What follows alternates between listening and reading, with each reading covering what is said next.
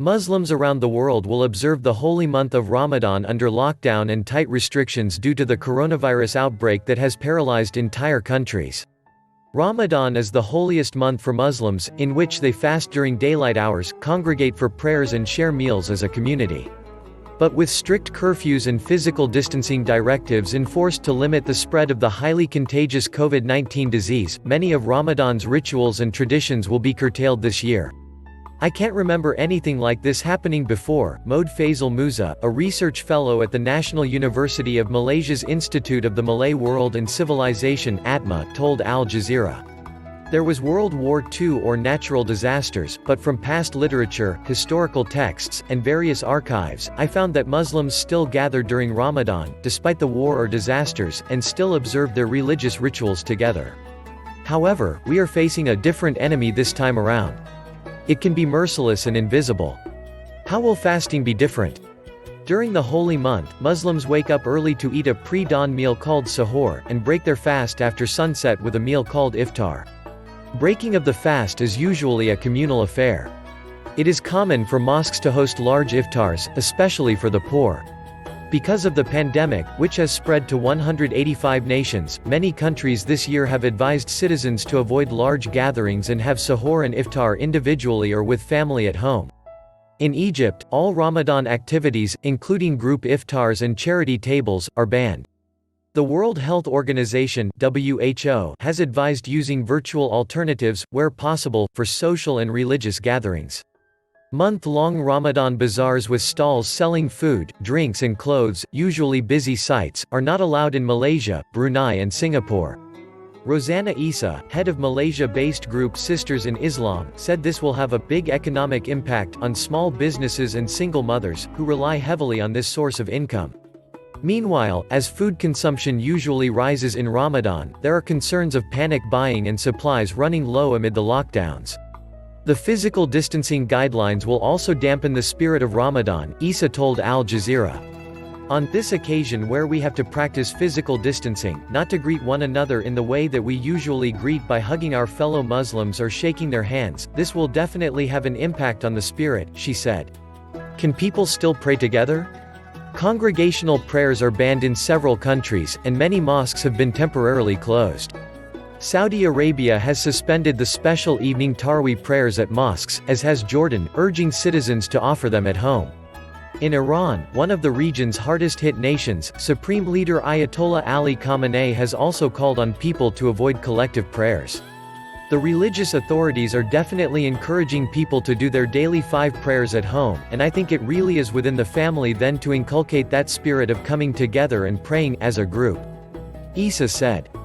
In the Malaysian state of Selangor, the Sultan has suspended religious activities in mosques until at least May 31st. Meanwhile, Pakistan will allow congregational prayers at mosques during Ramadan, but worshippers must keep a distance of 2 meters (6 feet) from each other and are encouraged to bring their own prayer mats. At Jerusalem's Al-Aqsa Mosque compound, which will be closed to Muslim worshippers throughout Ramadan, the call to prayer will still take place 5 times a day, and religious workers allowed entry. Mosques in the United Kingdom and elsewhere will live stream sermons, Quranic recitation and prayers. Muslims will also be able to attend religious lectures via video conferencing app Zoom, Facebook and YouTube.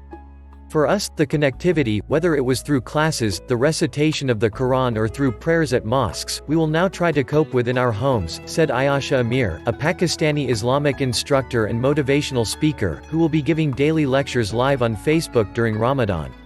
How can you provide charity to the poor? Giving charity and zakat, which is one of the 5 pillars of Islam, is encouraged during Ramadan. In the United Arab Emirates (UAE), where a nightly nationwide curfew has been in place since March 26, charities will deliver iftar meals to the poor instead of serving them in Ramadan tents or mosques. But in Saudi Arabia, the Mosque of Prophet Muhammad in Medina will not provide iftar meals to needy people this year. For safety reasons, religious and health experts have advised using online methods to donate to NGOs helping those affected by the outbreak. To avoid the crowded gathering associated with iftar banquets, consider using individual pre-packaged boxes, servings of food, the WHO said in its Ramadan guidelines. These can be organized by centralized entities and institutions, which should adhere to physical distancing throughout the whole cycle: collecting, packaging, storing and distribution. Can you fast with COVID-19 symptoms? In all cases, it is essential to seek medical advice from your doctor. According to the Quran, sick people are exempt from fasting and can make up for the missed fast within a year after Ramadan. The elderly, pregnant and nursing women are also allowed to skip fasting. Therefore, according to Isa, if you are experiencing serious coronavirus symptoms, it is advisable not to fast. In Islam, it is very clear about who should fast and who is exempted from fasting, particularly those who are experiencing a particular ailment, and I think with the coronavirus symptoms it doesn't sound like it's an ailment that is something light, Isa said. Amir said if an individual is not under a doctor's supervision and their cough and flu is not serious, then one may keep fasting. It depends upon the immunity of the person, if it is, symptoms are mild, and if it is bearable just like normal cough and flu in which there is no danger to your life. Carry on your fasts as long as it's not affecting your physical health. How can Eid be celebrated in a pandemic? The Eid al-Fitr festival marks the end of Ramadan and is celebrated as an official holiday in Muslim-majority countries. With lockdown measures in place and large gatherings banned, this year's festivities will be scaled down. The Indonesian Ulema Council recommends that people living and working in other cities should refrain from visiting their hometowns for the holiday. It remains unclear if nations will lift or ease lockdown measures for Eid. Saudi Arabia's Grand Mufti has said that, if the outbreak continues, Eid prayers can be performed at home. Like it or not, Eid this year will be in a restricted manner, said Musa at the National University of Malaysia. It will be different. A small, close Eid celebration between small unit members of the family will be organized. This will be less fun for kids, and they will remember this era or year to tell their children and future generations. What can Muslims learn from this experience? The faithful can learn a number of lessons from the restrictions this year as they are encouraged to observe Ramadan more modestly, Isa said.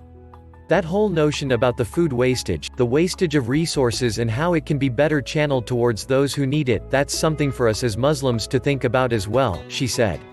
Thank you for watching. Please don't forget to like and subscribe to my channel, and please click on the bell so you'll be updated on my next video. Thank you. WeCare for UPH. Your health comes first.